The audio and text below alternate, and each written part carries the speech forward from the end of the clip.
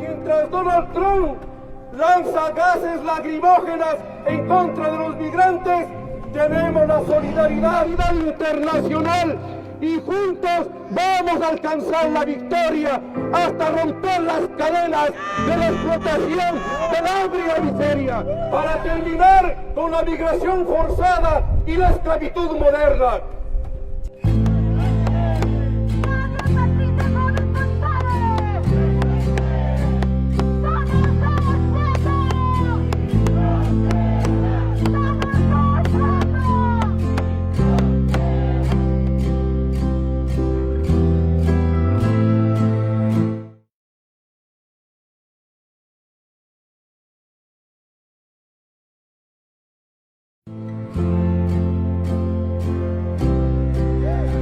La intervención militar, la imposición de los gobiernos, el saqueo de los recursos naturales ha desplazado al pueblo centroamericano.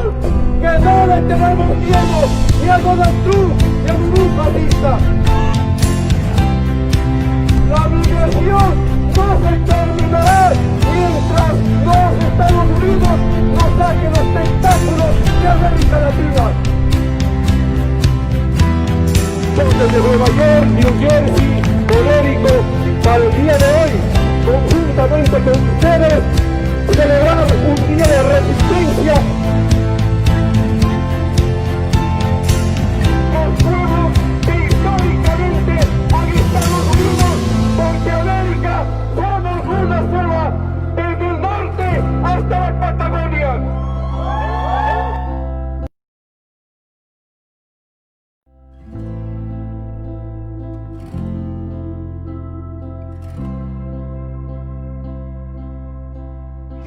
Part of the International Migrants Alliance, USA, with the Migrant Refugee Solidarity Coalition in San Diego to stand up against Border Patrol and all of the authorities that are victimizing migrants in Tijuana right now, understanding that the reason they have to leave their country in the first place is due to U.S. imperialism,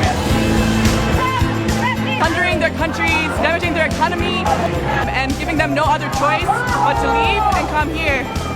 So we are here to show solidarity with the asylees at the border, but also to unite their struggles with all the other migrants that are being forced to leave their homes all the way from Palestine to Mexico, and to really strengthen the migrant movement and build it not just here in San Diego, but all across the world.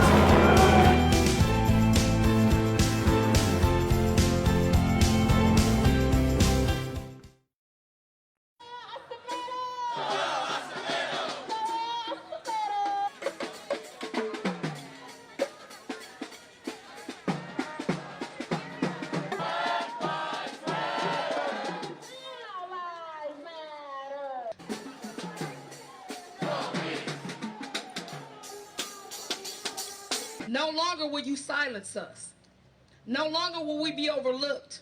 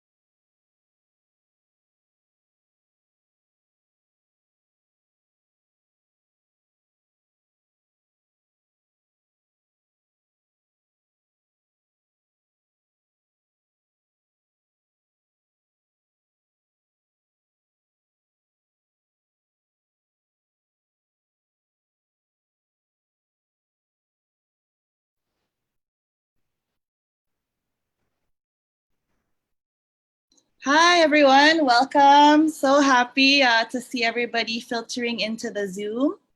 And if you're joining us on the Facebook live stream, welcome to you as well. So as folks come in to the Zoom, feel free to introduce yourselves in the chat. The standard house rules apply. You won't be able to unmute yourself, unfortunately, but we will have discussion groups at the end of this session. So welcome, welcome. Hi, everybody. You can say your name, pronoun, organization, where you're from, all of that. We want to ensure that it's as participatory as possible. So my name is Nina Macapinlac. I will be your MC today. I am with the International League of People Struggle, US chapter. Thanks again for joining us for a packed program that we have for you tonight, which is hosted by the International League of People Struggle, ILPS US, as well as the International Migrants Alliance USA. So our webinar is called The US versus the People's Platform, Building an Alternative to the Two-Party System. Thanks for screen sharing, Terry. So yes, we have a lineup of speakers for you all today. And again, if you're just coming in, we are live streaming this as well on the ILPS US and EMA USA Facebooks. So we will pop that in the chat for you to click on. And there will be recordings available after this. So what are we talking about today? Wow, well, it's been a year, right? 2020. But is it really something we can just reduce to 2020? No, obviously. We know that the crises we've been experiencing on a global level is not just something we can reduce to 1 year, but really this global pandemic, rising fascism and militarism has fully exposed the rotten imperialist system that we all live in. And so on top of that, here in the United States, it's an election year. The different factions of the US ruling class are also desperately trying to spoon feed the masses false solutions. So what is to be done? What are the genuine solutions to the issues that the people are suffering from? So those are the questions we are hoping to go into today. Next slide, please. So before we start, though, we really want to hold a moment of silence for Kevin Zeese, who is a longtime anti-imperialist freedom fighter here in the United States, who passed away suddenly from a heart attack on September 5 at the young age of 64. As you can see, his quote, he was such a dedicated activist to the anti-imperialist struggle, to building solidarity between movements. He said, "That's our job, unite people, create solidarity, and build an independent political movement that really stands up for economic, racial, environmental justice, as well as peace." So we really wanted to honor him. He was a prominent peace activist, writer, and lawyer who was deeply involved in different movements, including the fight for universal healthcare and Occupy Wall Street. Kevin was also part of a group of activists who occupied the Venezuelan embassy in Washington, D.C. To prevent it from being taken over by Venezuela's US-backed opposition. So may we live out your words, Kevin, continue your legacy, as well as all of our anti-imperialist martyrs all around the world who have passed on and have so willingly committed their lives for a better world. So let's just take a moment of silence to honor Kevin and all our martyrs.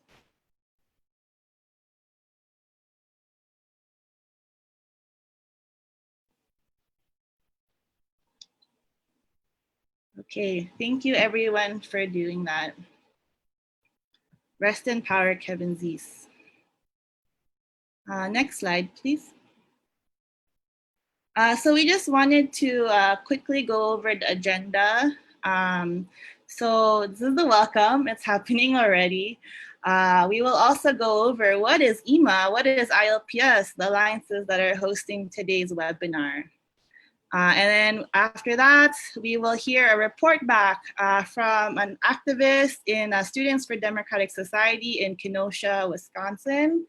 And just hear what happened, the state repression that they faced there and the protests that happened in Kenosha.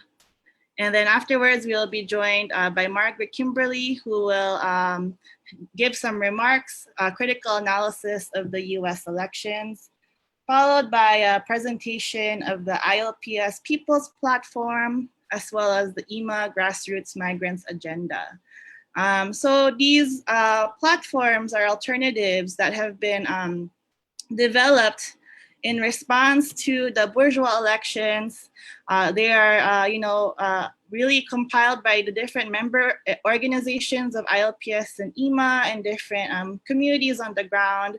And we can view them as living documents. And so we're hoping that as participants in the webinar today, that you all can stay on after the live stream ends, which will be right after the presentation of these agendas, to go into the breakout rooms and talk more about how can we act on these people's demands, basically, and how can we work together, knowing that the two-party system is inherently rotten and that the alternative is not just a third party, but a new system that will replace the current one.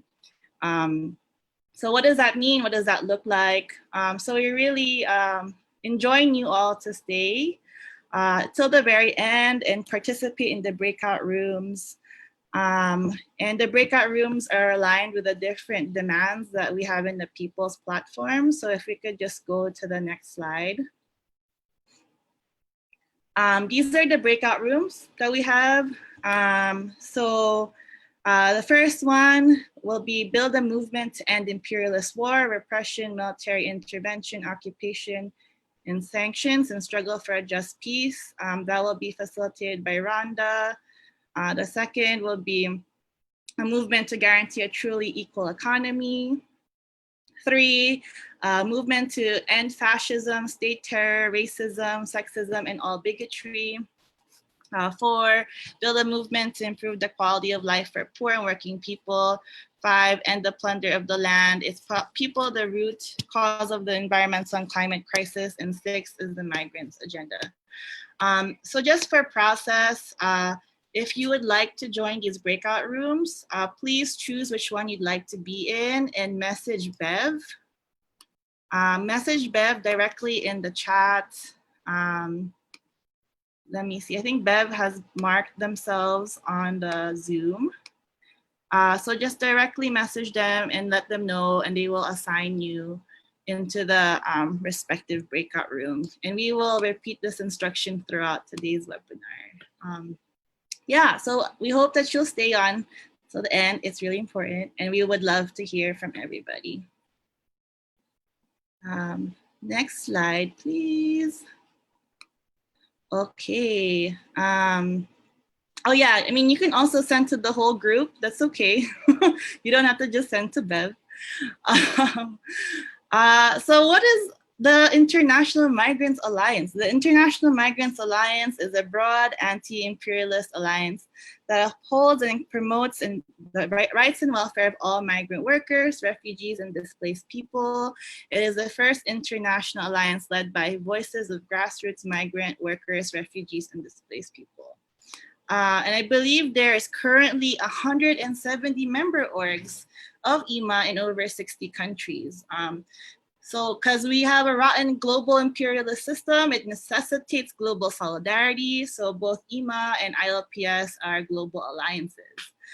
So even though we're based here in the US, our alliances really span, all over the world. And that's really what it's gonna have to take to bring down the system. Next slide, please. Okay, so what is the ILPS, the International League of People's Struggle? So the ILPS is also a global alliance. It works on promoting, supporting, and developing the anti-imperialist struggles of the peoples of the world. There's over 350 organizations from 40 countries. In the US, it's about 50 organizations across the country. It has a mass character, broad mass characters, not subordinate to any political party, government, or religion, and affords equality to all participating organizations. ILPS strives to realize the unity, cooperation, and coordination of anti-imperialist and democratic struggles throughout the world.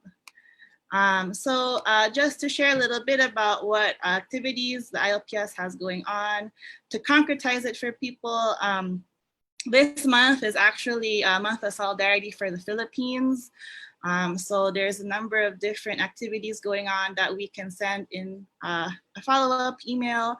It was also Global Month of Solidarity for West Papua in August, and in October it'll be Solidarity Month for Palestine. So those are the types of activities you really need to support each other's movements and grow the resistance against imperialism. Okay, next slide, please. So now we'll go into our speakers. I'd like to welcome Victor Garcia from Students for Democratic Society. Victor is a professional trombonist, music teacher who's based in Kenosha, Wisconsin. He is also a junior at the University of Wisconsin Parkside and a member of the Parkside chapter for SDS. Victor will share a bit about the protests that happened in Kenosha in the wake of Jacob Blake's shooting, which was shortly after the 1,000 person strong march on the Democratic National Convention in Milwaukee. So let's welcome Victor to share about his experiences. Victor, are you there?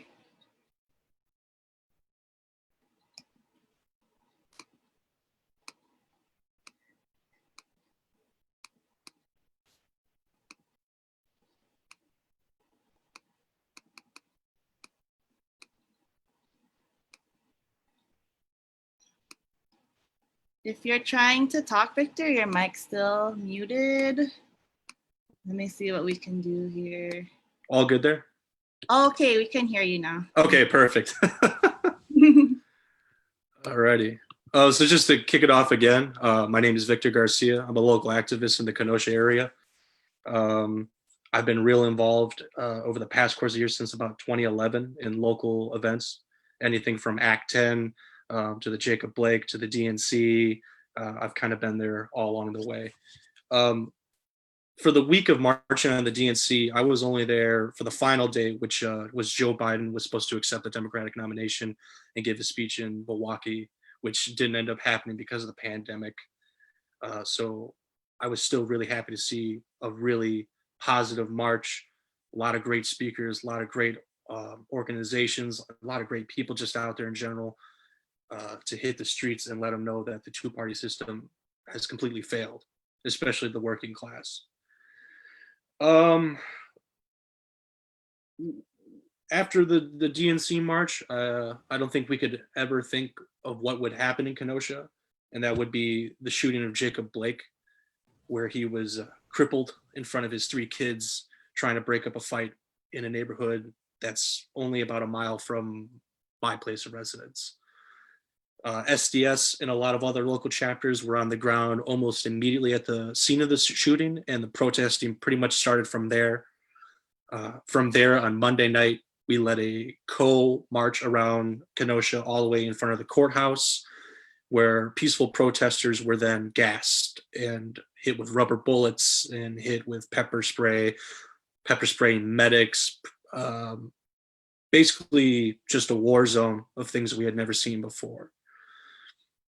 The following day, Tuesday, as many of you know, it took even a darker turn as a white nationalist came up from Illinois and actually killed 2 peaceful protesters and then critically injuring a 3rd.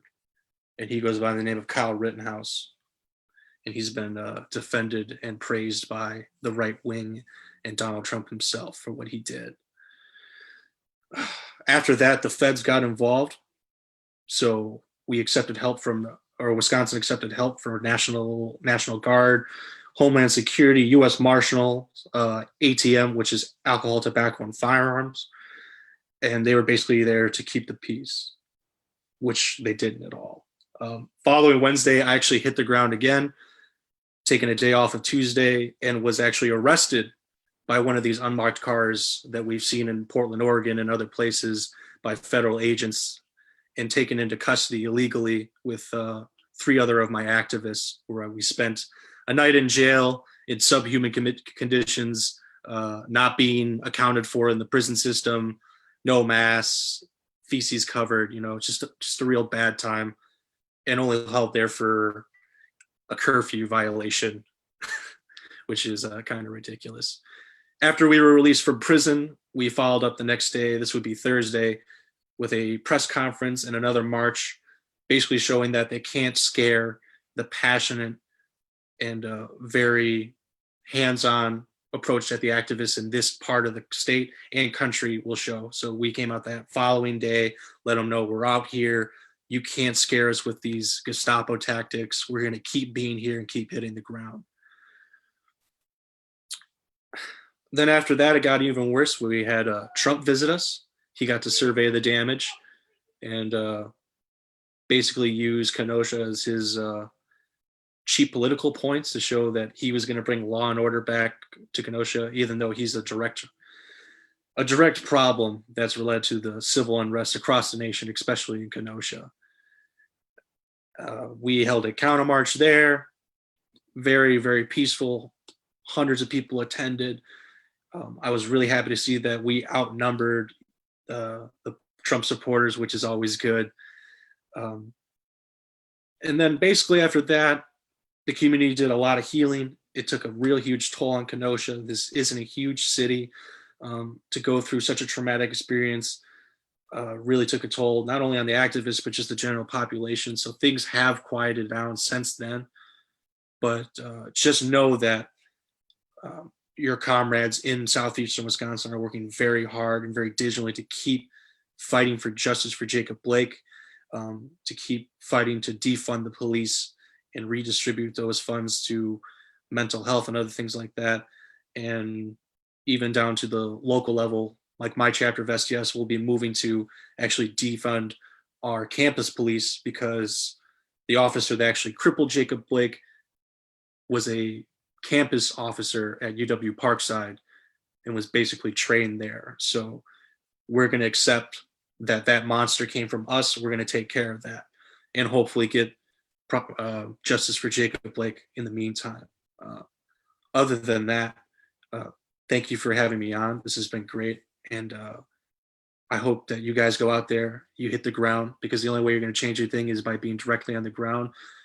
And if you do get locked up, I've been there. It's scary, but just know that you're going to have a bunch of people waiting for you on the outside and coming to get you, and we'll keep this fight together.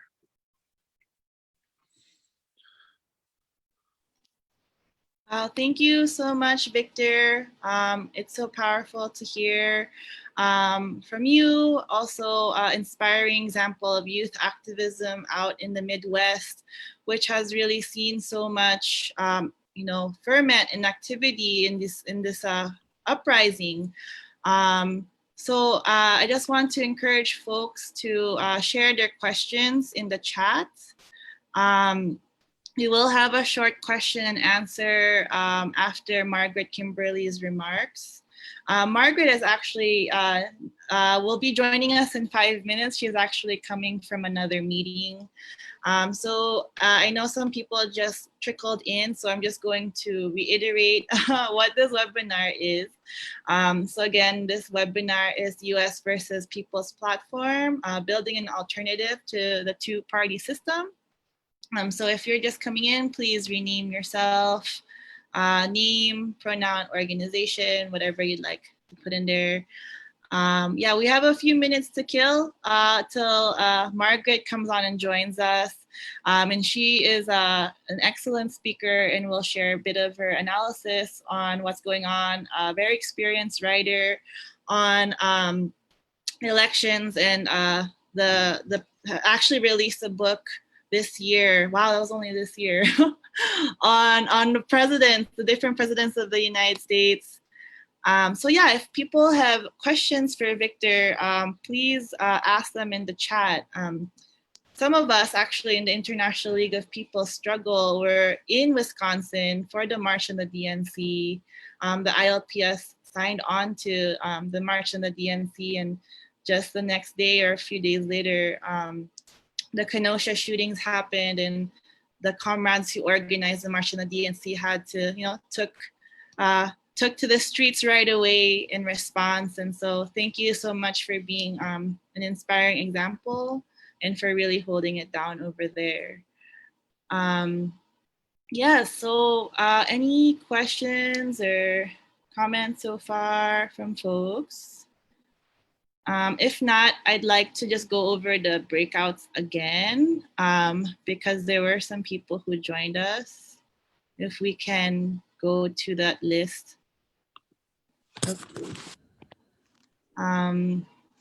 Yes, so as we wait, just as a reminder, these are the breakout rooms for later. This is, named after the different demands of the People's Platform. So it is build a movement to end imperial, so basically war, repression, military intervention, a movement to guarantee a truly equal economy, fascism, state terror, racism, sexism, and all bigotry. And then the fourth one, basically for poor and working people. 5 is the climate justice and environmental justice breakout room. And number 6 is the migrants agenda. So Bev is the one who is writing in the chat. So please message them, or if you want to let all of us know which one you want, you can also message everybody. And the folks who are facilitating are also on the slide there, so you can see who will be leading the discussion.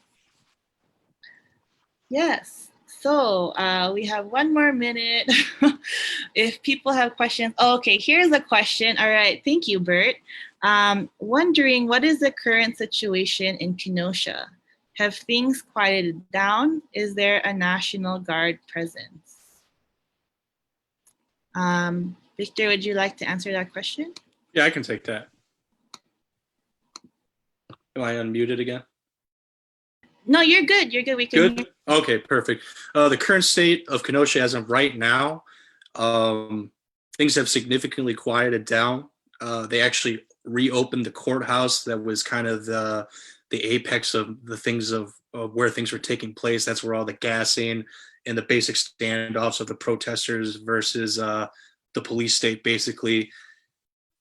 They wrapped up the curfew right before Labor Day. And that's kind of when all the high-ranking government agencies moved out of Kenosha. They had 2 staging areas, one at a local high school, one at a private college not too far away. So those kind of started to move out. We got to hear from Jacob Blake for the first time since he's been shot.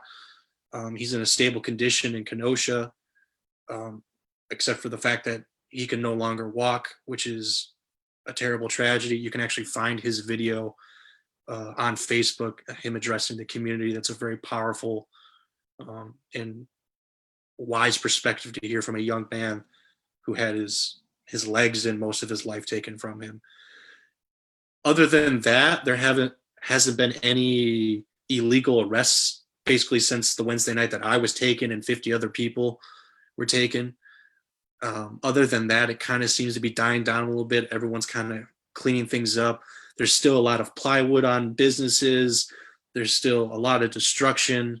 So really, Kenosha's kind of just taking a moment now to get out there and rebuild the community. There's a lot of community plans to get out there and clean and just rebuild this wonderful and tight-knit community to hopefully move past this and move forward to getting the justice that's deserved for Jacob Blake, making sure white supremacists like Kyle Rittenhouse don't get supported by the KPD and get charged and are locked away for a very long time.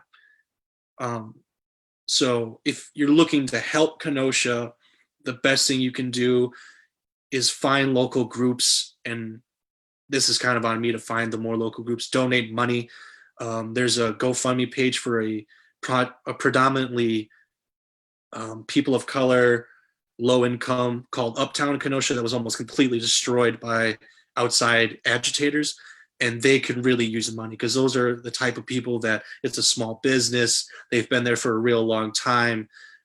So, people with nefarious intentions came and destroyed it. And those people can really use help. That's basically the best thing we can do for Kenosha right now. And then just supporting local groups like SDS, Freedom Road, anyone who's on the ground in Kenosha, because we're going to be here leading the charge, making sure everyone in the community is accounted for, making sure that people are feeling okay and working through this traumatic experience. Yeah, thank you for that update. And we can definitely send links to those afterwards in the follow-up email, or if you want to drop any links to those calls to action in the chat. There is one more question here. Actually, two questions. How has organizing folks into grassroots orgs been in the area? Are orgs seeing more people share more interest in getting organized? And then also a question about, are you calling for community control of the police? As far as organizing for folks in grassroots in Kenosha is a bit of a strange county. It's mixed. It doesn't really go red or blue. It kind of goes with the tides and whatnot. A lot of the young people are very interested in getting involved in activism. We've seen that at Parkside. We've seen that at people coming in at high school, even high school activists. So it's been really nice to see a lot of young people getting out, a lot of old people getting out, just a lot of people getting involved. And I think that's probably due to the pandemic and the fact that there's not a lot of stuff going on. But, just talking to people that come to the rallies, people coming up to me, everyone's really passionate about getting out there. This is a community that takes really has a lot of pride in being a really strong knit community and taking care of each other. And I think what happened with Jacob Blake really unnerved them and really scared them that this could actually happen in a place like Kenosha. We have a lot of problems in Wisconsin that we like to ignore. It's very bad for Black people here. We're one of the worst states in the country. But I think it hit a little bit different for those people when they saw that video, because it is a horrific video if you haven't seen it, of what went down with him. And then the fact that white supremacists were invading and working with the Kenosha Police Department and ended up killing 2 people and costing another person a limb. So organizing has been pretty good. There's a lot of people coming out, and I'm really looking forward to this new generation of activists and people who maybe had that fire in them that went out, of now reigniting that fire, that we can participate in our community, we can make a difference, and we can change our community, the state, all the way up into the world. As far as are we calling for community control of the police? SDS and most of all the other groups that we work with in Southeast Wisconsin are on board with CPAC, which is calling for the community control of policing. We're always pushing that at every one of our rallies. I think it's really important that you not only have rallies and bring attention, but then you have the policies to back up what you're there for, because otherwise you're just talking to the wind at that point. So a lot of the people in Kenosha have been educated, or at least hearing about CPAC and community control into the police to help get that out there. It might be a pretty tough sell right now based off of what we just went through and how things are going, and just kind of like how the protests were skewed, and that way they were riots and there wasn't anything peaceful there, and that these are just, people that are looking to take advantage of the system. But I think now that everyone's settled down and be able to look out and take stock and see what all happened, they're going to get on board, because it's very clear that this is just one example of Kenosha's very racist police force. I don't have nearly as much time here to sit and go back the numerous deaths in Kenosha custody, the terrible systems they have in their courts or the jails. We got lucky that this was on camera. That's basically what it boils down to. So we have a lot of work here to do that. So I think the main focus of our campaign, and a lot of campaigns of the organizations around Southeast Wisconsin, is moving towards getting the community to control the policing as of right now. But if you're asking me where it's at right now of how it's feeling, it's in the very early stages. That's going to be a long road ahead of us. Wow, thank you so much, Victor. We're so happy that you're safe now and with us. Thanks for sharing your experience. Yes, it is ripe time to organize, and it's so exciting to have young activists, a new generation of people stepping up to advance the anti-imperialist movement here in the US and leading campaigns like community control of the police. So we actually have Margaret Kimberley here with us now. So I'd like to welcome Margaret as our second speaker. Margaret Kimberley is a co-founder and editor and senior columnist for Black Agenda Report. She is the author of the book Presidential, Black America and the Presidents. She is also a contributor to the anthologies In Defense of Julian Assange and Killing Trayvon's, an anthology of American violence. Ms. Kimberley is an administrative committee member of the United National Anti-War Coalition, or UNAC, and on the coordinating committee for Black Alliance for Peace. So welcome, Margaret. Oh, let me just make sure you can unmute yourself. Margaret, are you with us? Yes, you can hear me? Yes, perfect. Hi, thank you. Hi, everybody. Thank you so much for being patient. When Nina asked me, I on Wednesdays, I'm not free till 8:30, so it's a little bit of slight complications, but thank you for your patience. And I look forward to hearing what others have talked about before me. Thanks so much for inviting me. Greetings, greetings to all. It's such a pleasure to be with you, if only virtually. I feel a special attachment to ILPS, an organization that played a huge role for me in learning about international solidarity and about living conditions around the world, and what the United States how the United States has played a role, almost hardly ever for any positive benefit to anyone. As a USian, I don't want to say American because that means anybody living in North or South America, I believe we have a special responsibility to speak out and to analyze the conditions of people in this country and people all over the world whose lives are impacted by the actions of this country of which I am a citizen. And I think that makes me responsible, not culpable, but responsible for speaking out. It's especially important this year, 2020. We see the quadrennial performance, theatrical performance of the elites, otherwise known as a presidential election year. The Democratic and Republican conventions are over, and they showed us what I think most of us know. They proved that we don't have any friends in the duopoly, which is comprised of a far-right party and a center-right party. The Republicans, one wing, are proudly and defiantly right-wing, racist, xenophobic, homophobic, sexist, defenders of imperialism, police violence, and capitalist predation. The Democrats, actually, I've been saying they're center-right. Now I'm not even sure about the center part, but they point to the overt racists and say, well, at least we aren't them. And with Trump being in office, that's even worse because they always throw in, but do you want Trump if you ask a question or make an observation? If you say anything but I'm going to support you, that's what they try to hit you with. But what are they?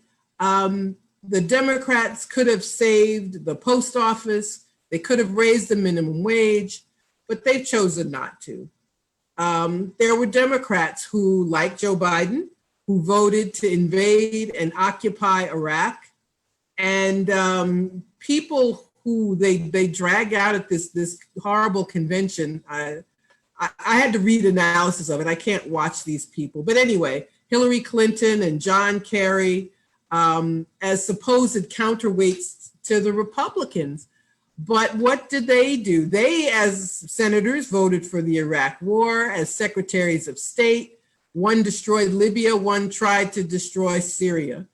And they were dragged out as a supposed counterweight to the Republicans. But they had Republicans too, ton of Republicans. Colin Powell was also there, given a warm welcome, despite having, when he was Secretary of State under a Republican, George W. Bush, kidnapped the president of Haiti, kidnapped President Aristide. And he is known, he should never be allowed to live down his performance at the United Nations in 2003, where he made a very public case for invading Iraq in his famous speech, using a vial, holding up a vial, saying that that could be a vial of anthrax, which would kill millions of people. Of course, there was none. But this year, we had Donald Trump actually being the star of both shows. And that's not surprising for the Republicans. But the Democrats also focused on him as a way of making the case for themselves. They went on, repeating that the COVID-19 catastrophe is the fault of his incompetence. True, partly. And they pointed out his bigotry as a point of comparison with their own alleged inclusiveness. But they didn't talk about anything that people need. No talk of raising the minimum wage, Medicare for all, financial rescue to people who were living precariously before the COVID-19 quarantine put millions out of work. And that's because their donor class won't allow any of these issues to be discussed. The Democrats already had the campaign that meant the most to them, and that was making sure that Bernie Sanders was not the nominee. Now, you can't mention his name. I hasten to add that Sanders is as much a supporter of empire as any of the rest of the Democrats or any Republican. He famously called the late Hugo Chavez just a dead communist dictator. He joined in the Russiagate fraud, which was used to deep six his nomination, but he joined in anyway. But he did talk about using government to improve some aspects of life in this country. And that made him anathema. And so he had to go. Instead of nominating him or someone who would actually have a better path to victory, they foisted this old school segregationist, Joe Biden, who was the Democrats' anti-busing point man. And he wants kids to grow up, as he put it, in a racial jungle. His response to the rebellions that broke out after the police murder of George Floyd was to say that police should learn to shoot people in the leg, as opposed to, I guess, shooting them in the back or choking them to death. But these personalities are almost beside the point. Both party platforms support imperialism. Both parties increase military spending. Both support sanctions as war by other means.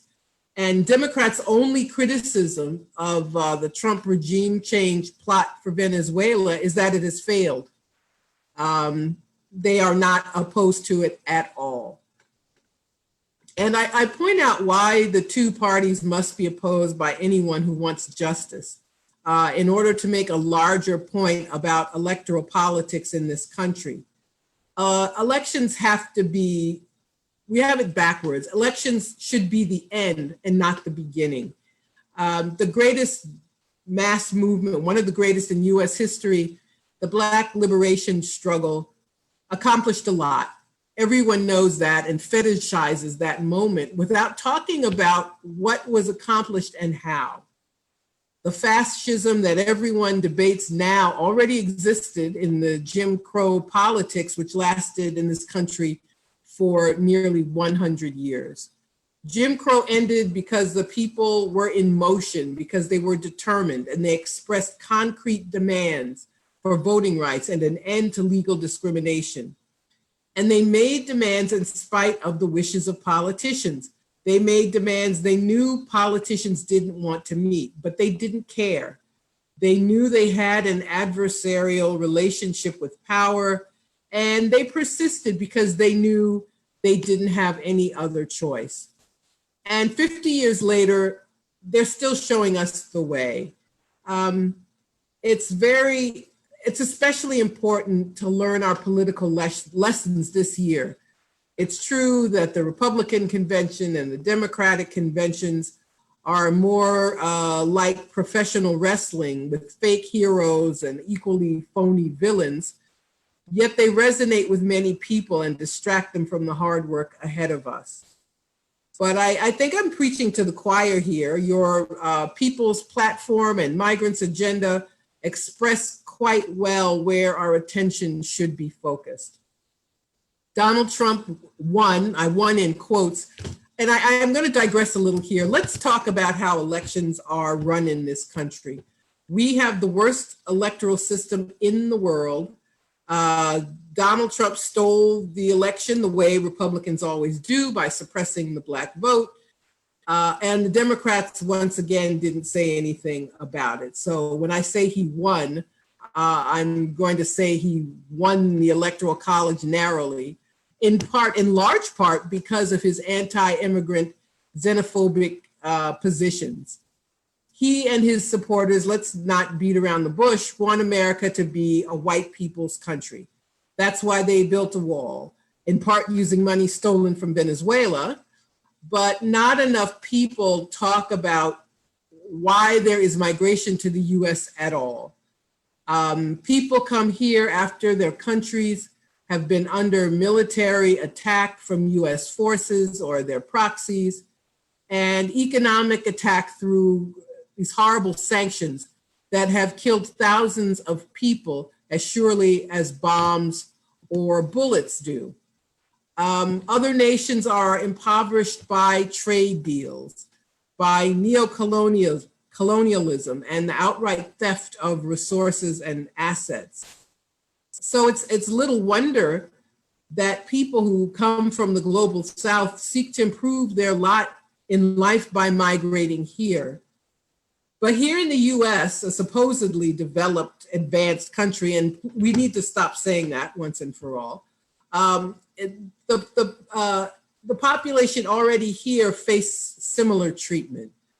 Black communities are de facto colonies, and we see that in police violence and mass incarceration. And yes, Wisconsin is one of the states with the worst disparity in incarceration. The states, by the way, with the worst disparities, that is to say that imprison very few white people, are all in the North. New Jersey, Wisconsin, Minnesota, others. So we are a de facto colony. We have capital taken away through, in the old days, through redlining, where people who wanted to own a home or buy a business or do any of the things we're told Americans should do could not. But now money is coming back into our communities, but why? So that people can be displaced in the process that's commonly known as gentrification. The COVID-19 pandemic has exposed this country as a failed state, with its profit-driven healthcare system that literally allows people to die. The government acts as a means to increase wealth for the richest and ignored the needs of people whose lives were already on the edge and were then devastated by unemployment and evictions, and in some cases, food insecurity, let's say hunger, let's call it what it is. So the despair is out in the open for everyone to see, but we have to mobilize as we have never mobilized before. I believe that the protests this summer that were largely, they were always called Black Lives Matter. Black Lives Matter is a rallying cry. There is a larger organization, Movement for Black Lives, which is part of the nonprofit industrial complex and too cozy with the Democratic Party. But when people say Black Lives Matter, I believe that those words should still be respected because they reflect this rallying cry, this demand for justice. But I don't think the protests were just about George Floyd's murder. People are angry about many things, but we're only encouraged to vote for the two largest parties that I've talked about that are the most corrupt. Donald Trump is the poster child for the Democratic so-called party, which publicly states that the presidential candidate always says he won't do what the Democrats want him to do. So this party's a scam, a money-raising tool that frightens people into giving up their human rights in return for having a president with better grammar than Trump, although Biden doesn't even live up to that. So what should we be doing at this moment, at this juncture? As Nina said, I'm a coordinating committee member of the Black Alliance for Peace, and our mission is as follows. The Black Alliance for Peace seeks to recapture and redevelop the historic anti-war, anti-imperialist, and pro-peace positions of the radical Black movement. And that is what we've been doing since we were founded in 2017. We're mobilizing through citywide alliances, undertaking political education, and our members are actively involved in struggles for housing justice and against state surveillance and police brutality. We have campaigns against AFRICOM, the U.S. Africa Command. We're shortly sending out a save the date for a webinar on September 24th about AFRICOM. It will be the 12th anniversary coming up of the U.S. Africa Command. The U.S. has divided up the world into military command, NORTHCOM, SOUTHCOM, INDOPACOM, AFRICOM, and the goal of all of them is for America to be a hegemon. And so we fight a fight against it. We have a candidate's pledge. We are asking people running for office, not just for federal office either, to sign on to our campaign, defeat the war against Black African people in the United States and abroad, mouthful of a name. And it's all on our website, blackallianceforpeace.com. And I know there's a hunger for this, and I'm going to tell you a short story.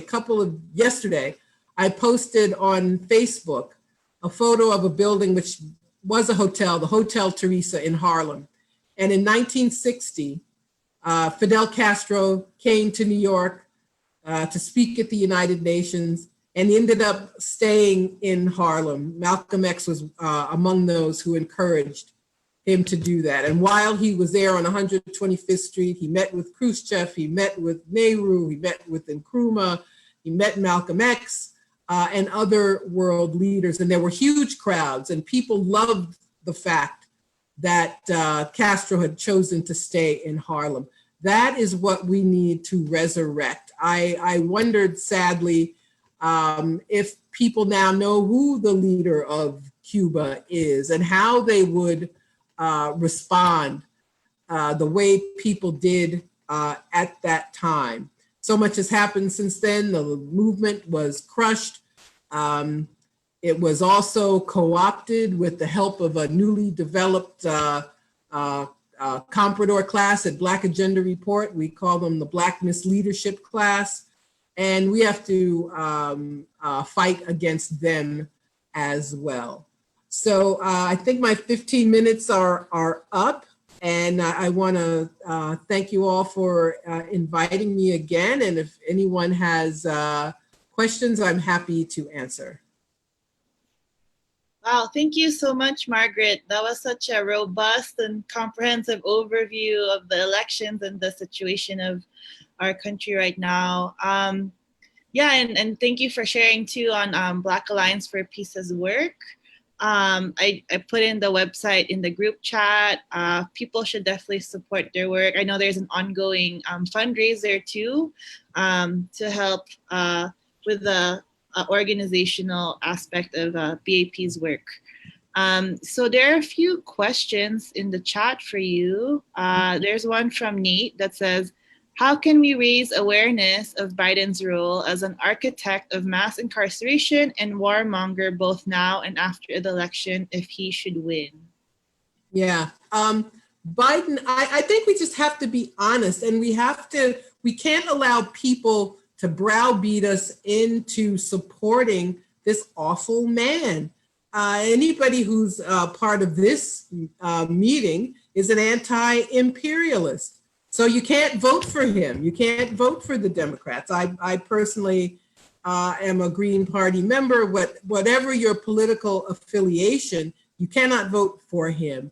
And I think we have to just tell the truth about who he is, try to cut through that fog, cut through that propaganda. But when someone tries to tell you why you have to vote for him because Trump is the fascist, as if America never had fascism, lynch law and the KKK marching in front of the White House in the 1920s. We've had fascism in this country, and people always fought against it. And I also think we can't, when people try to say that Trump is the worst and we're going to have a civil war, and we do have to be mindful of these right-wingers who've come out as they did in Kenosha, as the previous speaker said. But we're not without friends. We're not without the means of speaking directly to the people. And we have to be with our comrades in all of these struggles. So I would say we have to tell the truth about Biden. And if he wins, I'm so afraid that there will be this collective sigh of relief if Biden wins. And I think it's very iffy, frankly. But we cannot be a part of that. And all these people claiming they're going to hold his feet to the fire, half of them don't really mean it, and the other half don't even know what that means. They don't know they should be doing that now and making demands now. And there's a question about the movement for Black Lives. Yeah, they were the founders of the movement for Black Lives. That's where they came from. That's what they always were. Alicia Garza in particular, she's now the patronage queen of the Democratic Party. She was caught trying to rig an endorsement for Elizabeth Warren during the campaign for the Working Families Party, which everybody knew was phony. But they've always gotten the foundation money. They've always been close to the Democratic Party. They did give us this term, so we can give them credit for that.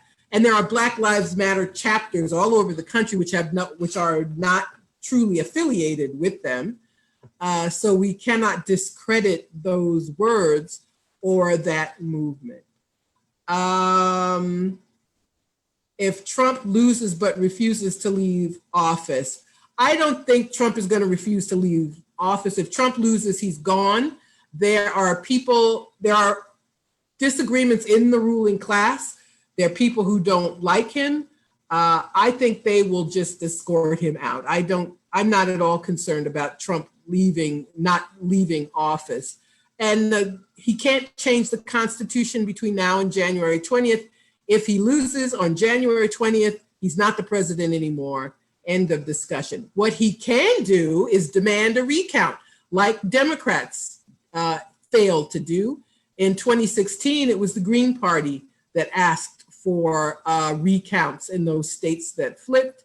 And in one of them, the judge refused on the grounds that the Green Party did not have standing, but the Democrats did, but they would never take him up on it. So if Trump has a narrow loss, he will demand a recount. There could be another court case like Bush versus Gore, but I don't see him refusing to leave office. Do I have experience working with disabled activists? I don't, unfortunately. the best platform for disabled folks, no. If he wanted to help disabled people, we would have Medicare for all, whatever you want to call it, some kind of a public option, some access to healthcare that is free for everyone, an end to this for-profit system. So if he's not in favor of that, he's not in favor of disabled people. I'm not sure what this person is referring to, but he does not have a better platform for disabled people. And I think that's it. Someone says, thank you. Nathaniel Chase, hi, you're welcome. And someone says they sound like the activist wing of the Democratic Party. You mean Black Lives Matter? Whoever, Andrew? I'm not sure who you're referring to. Yeah, the founders. Yes, the activist wing. Yes, I see you put that in quotes. Yeah, they are. They are, they're that comprador class, the Black political class that I have referred to.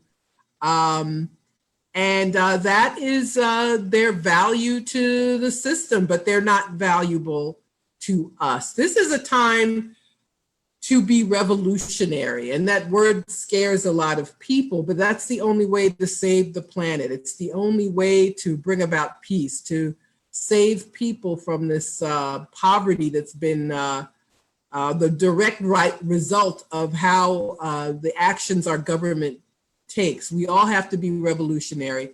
There's no way to do that and vote for Joe Biden. You can't. It's not going to work. And don't be so afraid of Trump winning again. He's such a horrible man. He triggers people, and I know why. He's this dreadful person personally, but he has help all the time. The Democrats give him the military spending he wants, give him a space force.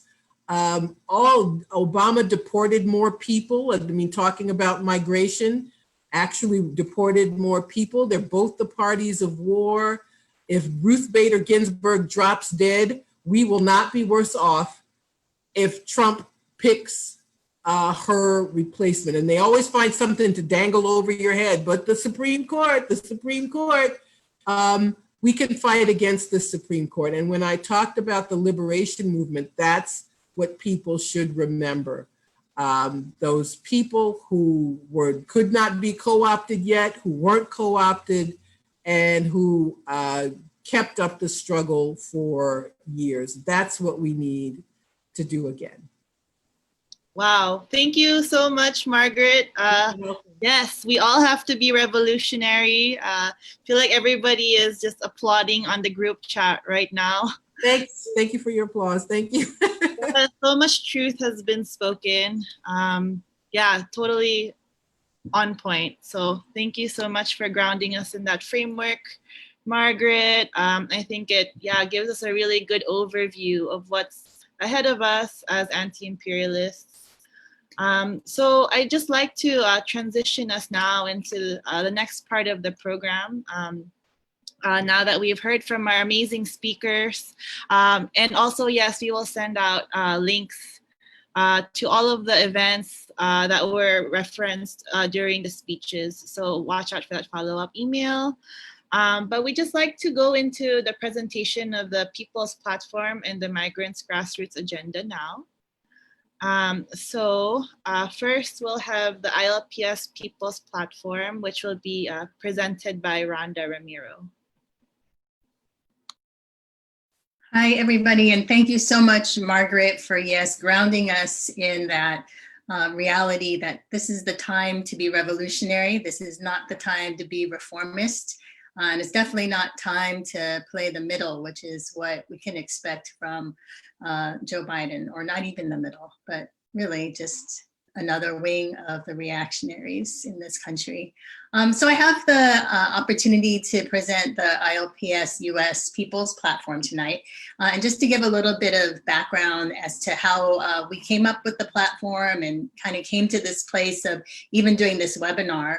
At the beginning of the year, the presidential race was kind of like the hot topic dominating all of mainstream political discourse and the mainstream media in the US. But ILPS US knew that elections under the current imperialist system would never resolve the economic and social crisis that's inherent to the system that we're living in today.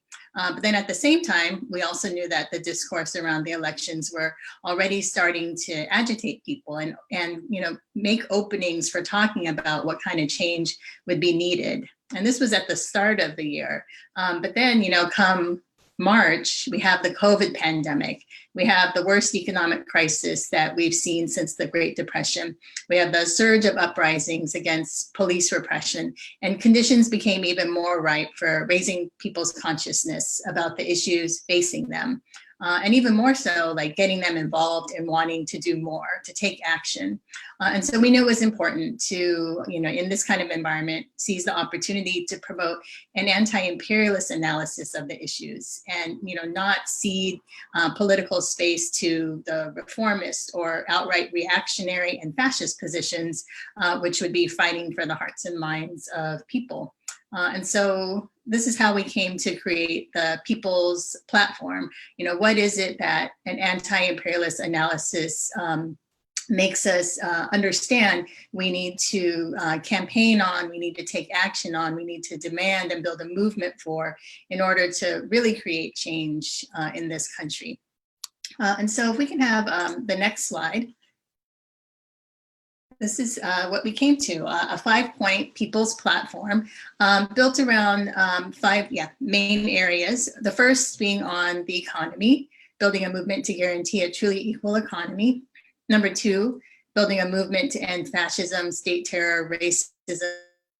3rd, building a movement to improve the quality of life for poor and working people and to protect people's health during the COVID-19 pandemic. 4, build a movement to end imperialist war, repression, military intervention, occupation and sanctions, and to struggle for a just peace. And 5, to end the plunder of the land and its people, which is the root cause of environmental and climate crisis. So just a little bit more about each point. If we can have the next slide. So around the movement to guarantee a truly equal economy, it wasn't enough to say, let's establish, unemployment benefits that are $600 a month more than they are now. We're actually talking about creating a planned economy based on prioritizing people's needs and that can withstand, a public health emergency like COVID. And when you look around the world at the places, the countries that were actually able to withstand the COVID crisis, it's those countries who actually have adopted a socialist economy, not those that were profit-driven economies like the US. And we're saying we want to redistribute the wealth of the ruling class and prevent the use of the government for the enrichment of the ruling class. We're talking about taking major industries out of the hands of the private sector and putting them into the hands of the working people. So a worker-controlled public sector. And we're talking about ensuring equal opportunity and access to participate in the economic sphere for those with disabilities and regardless of race, sex, gender identity, sexual orientation, or religious beliefs. We don't want, as we have in a profit-motivated economy, the particular repression of folks based on race, sex, gender, or the severe economic exploitation of women, and using these as tools to split the working class. We're talking about developing an economy that truly guarantees quality of life for the working people. We can have the next slide. Point number 2, so building a movement to end fascism, state terror, racism, sexism, and all bigotry. So in our first point under this item on the platform, immediately institute reparations to those descended from enslaved people and grant amnesty and full rights to all immigrants, migrants, and refugees. So this is an acknowledgement that the wealth of the ruling class in this country was built on stolen labor and land, and that this wealth should actually be redistributed. We're talking about guaranteeing full rights and freedom of movement to all immigrants and migrants who are often fleeing countries because of US imperialism. We're talking about sweeping away the capitalist imperialist state that is built on and thrives on white supremacy, and building a state that defends the masses from fascism, racism, and all reaction. And then at the end here, we're in this movement guaranteeing full rights and the liberation of women and gender oppressed and LGBTQ people, where we know that it is under the capitalist system that women and gender oppressed and LGBTQ people actually are subject to super exploitation, sexual abuse, and bigoted practices in the workplace for profit. And so we're saying here that we need to build a movement to end that, and one which guarantees the full rights and liberation for all. The next slide. So on point number 3, so building a movement to improve the quality of life for poor and working people and to protect people's health during the COVID-19 pandemic. So this point, we actually have 2 slides for it because it's kind of a meteor point on our agenda. The first point being guaranteeing employment for all. Right now, we know that under the capitalist system, the ruling class ensures that there is a reserve army of the unemployed to keep wages down and to suppress workers' rights. In a pro-people socialist society, we know that we will be organizing by need the production and labor and guaranteeing jobs for those who seek them. In the current conditions under COVID, we want to ensure adequate wages and safe working conditions and ensuring adequate financial support for those who can't work during these conditions. So increasing pay for people on the front lines, ensuring the provision of PPE and conditions that allow for optimal physical distancing. And we want to make sure that people who are unable to work actually receive payments that meet their needs. And then employers who have received government stimulus funds should actually be penalized if they terminate workers. At this time and for going into the future, we want to see an end to the practice of contractual labor and union busting. Contractual labor being, short-term, temporary workforce, so that they're ultra flexible and employers can hire, fire at will, or break contracts at will. We want to see the support. We want to actually see the establishment of strong unions. So on the flip side of union busting, we actually want to see the development of strong unions. Okay, the next slide. So continuing on this point number 3, guaranteeing housing for all. So we know that, and even as Margaret had talked about earlier, gentrification is a real thing. And, that people are being forcibly displaced to make way for major developments for the profit of the ruling class. And at the same time, right now during COVID, we want to ensure that people who are in homes and paying rent can stay in those homes. And, to put a suspension on rents, put a suspension, an end to evictions, suspend even, payments of utilities for folks who can't afford that while we're under the pandemic conditions.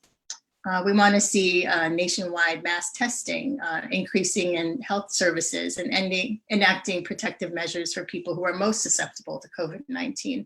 That is, some of the most fundamental and basic things that a country should do in order to contain the pandemic is to increase and do massive testing on a nationwide scale. And then finally, really engaging the leadership of workers in the political struggle towards a new socialist society. And so that's what's really going to bring this movement for, a change and in the quality of life for all people to the destination, that we seek. Workers being part of liberating themselves from the capitalist system and building the new society. The next point, please. Okay. So building a movement to end imperialist war, repression, military intervention, occupation, and sanctions, and struggling for a just peace. We need to build a united anti-imperialist and anti-war movement that fights against wars of counter-revolution and aggression and struggles for a just peace based on social equity and economic justice, and defends the right to self-determination by any means necessary. So we're not just saying that we want an absence of war. We actually want to end the reasons that people go to war in the first place.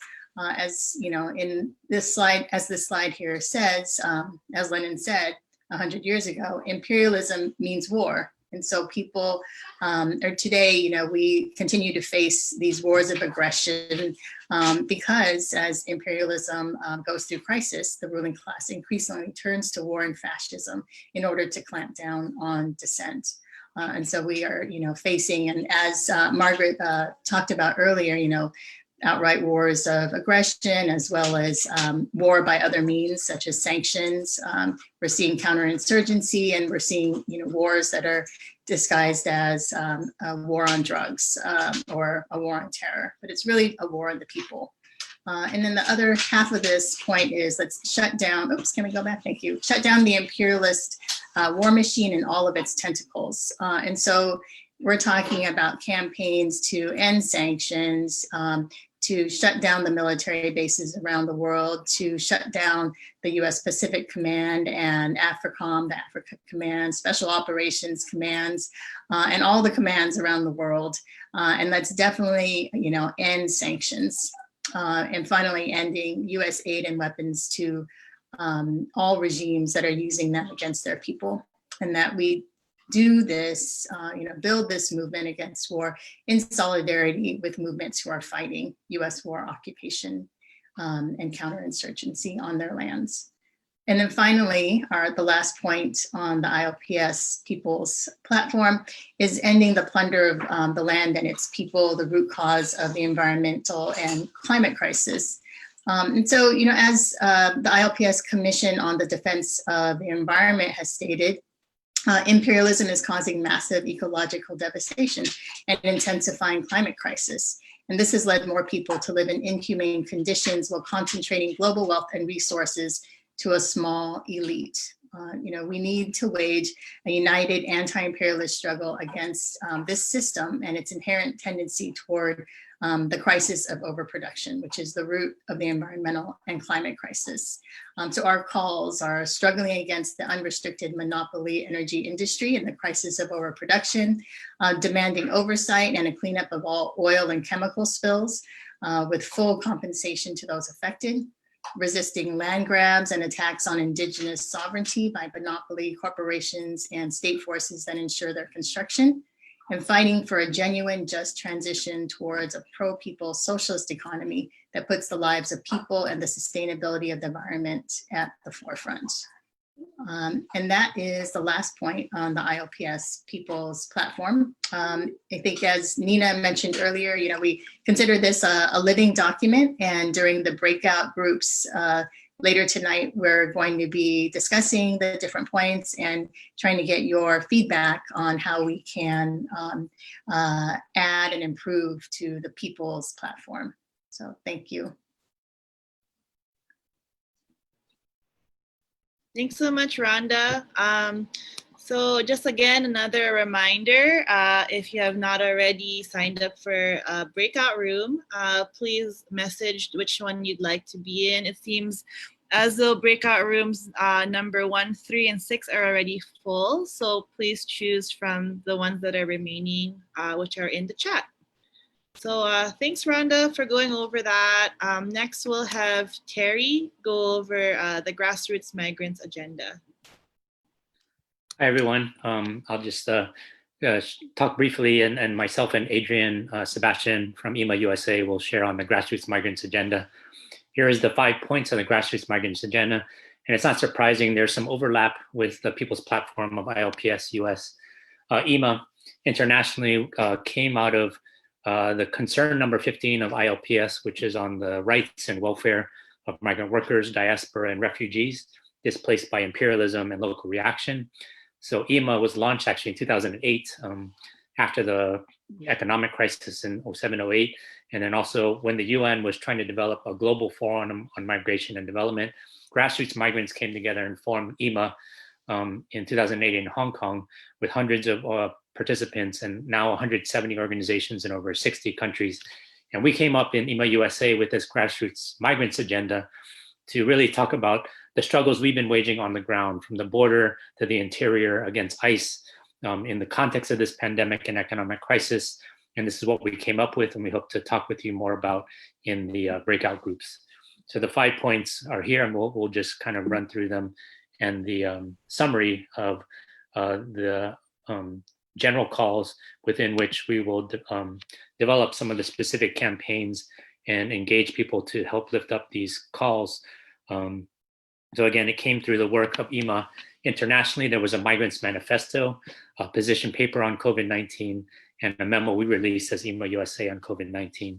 So myself and Adrian will present kind of on these 5 points so we can get into the breakouts. Adrian will take the first point. Yes, thanks, Terry. So point number 1, end the root cause of forced migration. So we organized to fight imperialism and all of the ways it drives the forced migration of hundreds of millions from our homelands. This includes the imposition of neoliberal economic policies and unequal free trade agreements, political and military intervention, war and sanctions, labor and human trafficking, and the climate crisis, all of which benefit multinational corporations and the richest countries through the exploitation and repression of our people and our homelands. As economic and health conditions in our homelands worsen under imperialism and the COVID pandemic, the US continues its support of fascist regimes and bloody repression in places like the Philippines, India, El Salvador, Honduras, and Israel, with billions in military and economic aid, exacerbating the displacement and mass.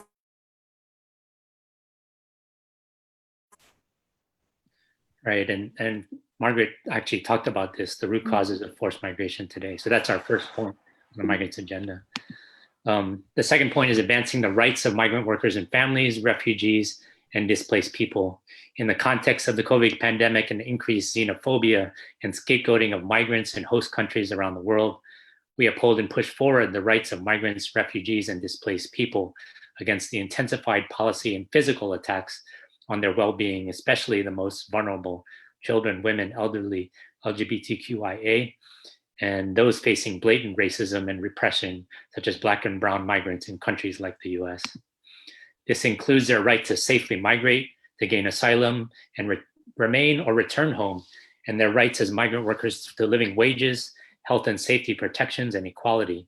Now is the time to welcome, strengthen, and support migrants who are forced to leave their families, homelands, and communities, instead of blaming, excluding, attacking them, and eroding their basic human rights and rights of migrants and fellow workers in the US. So that's our second point, advancing the rights of migrant workers and families, refugees, and displaced people. Great. So point number 3 is to stop fascist state repression of migrants and advocates, including border militarization, raids, deadly detention, family separation, and deportation. Under Trump, but also long before Trump, the US has reinforced, militarized, and unleashed its fascist and brutal system of repression of migrants, including Customs and Border Patrol, CBP, Immigration Customs Enforcement, ICE, and the Department of Homeland Security, DHS, privatized detention facilities, and has engaged in collaboration with local law enforcement, the military-industrial complex, and racist vigilantes, and including the courts and legal system that has railroaded migrants and even children into detention and deportation pipelines that profit off the misery it creates. We are demanding to free all migrants in prisons and immigration detention facilities, especially under the COVID epidemic, and an end to raids, family separation, and all deportation. We also oppose joint military exercises and the deployment of border and immigration enforcement in our homelands, including migrant protection protocols, third safe country, and in communities throughout the US who are fighting against racist and political repression by the state. While we fight for community control, demilitarization, defunding, and ultimately the dismantling and abolition of ICE, CBP, DHS, police, and prisons, we also demand immediate transparency, accountability, and an end to the killings of migrants, refugees, undocumented, Black and Indigenous peoples, and the community-led reinvestment of these billions of taxpayer dollars into the health and basic needs of local and migrant communities. So that's point number 3, stop fascist state repression of migrants and advocates. Our fourth call is legalization for all. We call for legalization for all, including migrants, refugees, asylum seekers, and migrant workers who deserve an accessible, humane, and simple pathway to regularize their status, free from conditions, discrimination, or exclusion. General amnesty would eliminate the impacts of the discriminatory laws and policies that criminalize more than 11 million forced migrants into the US who cannot adjust their status during a time when Trump attempts to institute income and language requirements, religious and ethnic bans, eliminate DACA, or the Deferred Action for Childhood Arrivals, and asylum protections for gender and LGBTQIA-based violence, and exploit guest worker programs for big business interests, facilitating labor and human trafficking in the process. We need to eliminate the second-class status of migrant workers or guest workers in the US, which contributes to the contractualization and exploitation of all workers. Additionally, we demand the extension of the rights of all workers to industries where migrants are concentrated and often discriminated against, such as domestic workers and farm workers. And we must ensure the safety, protection, and dignity of all migrants in these legalization programs and policies. And finally, our last point, point number 5, include migrants in healthcare, livelihood, and services under the COVID-19 crisis. Migrants, immigrants, refugees, and displaced people in the US must be included in all forms of support and services needed during the COVID-19 crisis, including mass testing, free medical care, eviction protection, housing assistance, financial and livelihood assistance, food security, and safe passage to their destination or country of origin. Grassroots migrants should also be included in the policy decisions of these programs in the US, including the reinvestment of corporate bailouts, military, and enforcement budget spending into universal health care and public benefits for all, regardless of their status. Companies should also be accountable for healthy and safe workplace conditions, including training, protocols, and protective equipment needed for migrants and all workers. And they should be adequately compensated as frontline workers for the hazardous conditions they face every day under COVID-19 conditions. Lastly, the US must also provide resources to protect the civil rights, due process, and human rights of all migrants and refugees as they struggle to survive this pandemic and demand the justice they deserve. So that's point number 5, include migrants in healthcare, livelihood, and services during the COVID-19 crisis. Yeah, that's us. Sign on to the Migrants Agenda. We'll also be deepening this discussion in breakout number 6. Great, thank you, Terry and Adrian. Okay, so it is now time, finally, for the breakout rooms. So for the 5th time, or however many times we presented this, these are the breakout rooms for tonight. If you've not already signed up for one, please let us know which one you'd like to be in. If not, you'll be randomly assigned. How it's going to work is that we won't have enough time for report backs of each breakout room. So there's a set of questions that each facilitator has been given. We're asking each breakout room to kindly have a note taker who can record the resolutions from each breakout room. And as the organizers of this webinar, we will gather them at a later time and just close out after the breakout rooms are done convening. Okay, so Bev will now assign everyone to a breakout room. So you should see a little window on your screen asking you to transfer. Bev, if you wanna add anything I might have missed around the tech aspect of this, please go ahead. If not, you'll just be assigned. Okay. I think people are going in their rooms now. The numbers are going down. Okay, and we will also now be ending the live stream. So thank you everyone who has plugged in. This portion will not be live streamed, but thank you for watching. And we'll send out follow-up emails so you can stay plugged in.